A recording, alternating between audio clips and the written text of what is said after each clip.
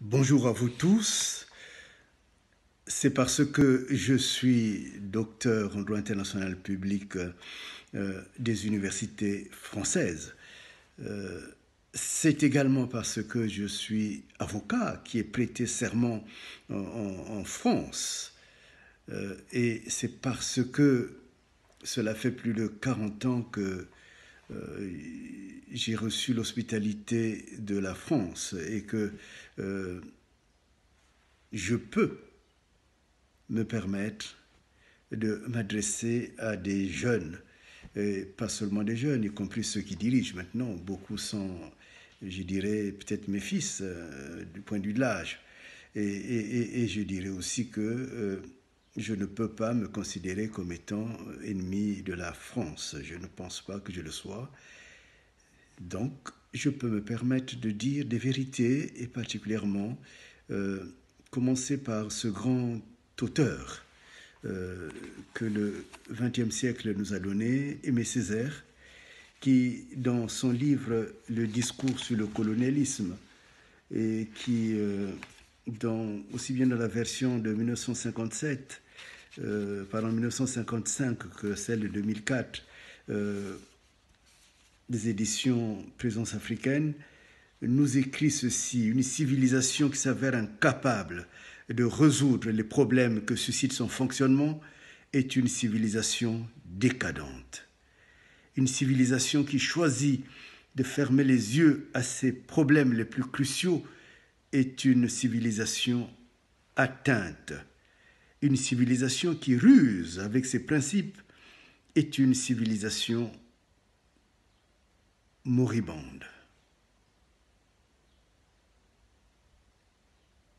Le fait est que la civilisation dite européenne, la civilisation occidentale, telle que l'ont façonné 2 siècles de régime bourgeois, est incapable de résoudre les deux problèmes majeurs auxquels son existence a donné naissance: le problème du prolétariat et le problème colonial.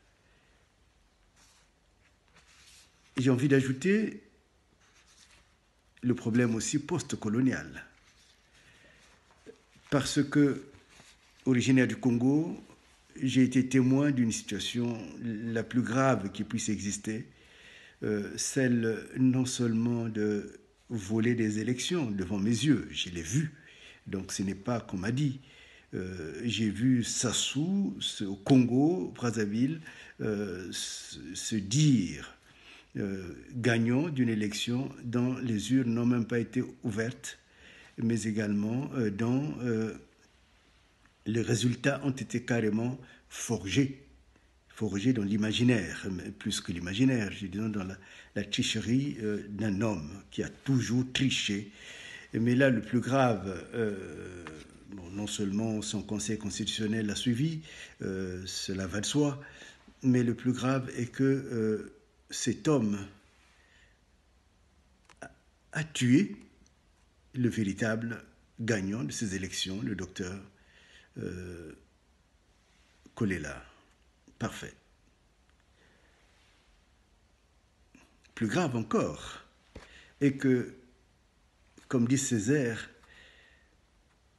la civilisation occidentale, telle qu'elle s'est exportée, telle qu'elle a séduit des esprits, aurait été la première à dire stop à ce hold-up. Et plus grave encore, c'est qu'elle aurait pu dire qu'il y a crime.